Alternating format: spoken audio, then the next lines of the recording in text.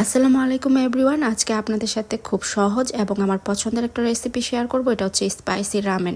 এর জন্য আমি একটা হাঁড়িতে পানি দিয়ে বসিয়ে দিয়েছি, আর এই দুটো সস কিন্তু আপনারা রামেনের প্যাকেটের ভিতরে পাবেন। পানিটা একটু ভালো করে ফুটে আসলে এর মধ্যে আমি রামেনের নুডলসগুলো দিয়ে দিয়েছি।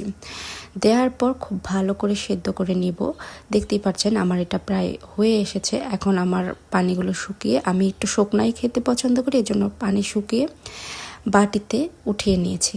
এখন আমি রামেনের সসটা মিক্সড করে নিব।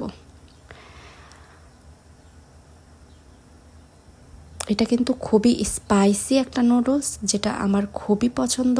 তার জন্যই আপনাদের সাথে শেয়ার করা। এটার রেসিপিটা খুবই সহজ। এখন আমি খুব ভালো করে মিক্সড করে নিচ্ছি। মিক্সড করার পর আমি একটু ডেকোরেশন করে নিব। এটাও রামেনের প্যাকেটের ভিতরেই থাকে। তারপর একটা ডিম সেদ্ধ করে আমি খুব সুন্দর করে সাজিয়ে নিয়েছি।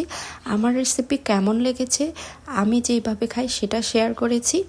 তো আল্লাহ হাফেজ।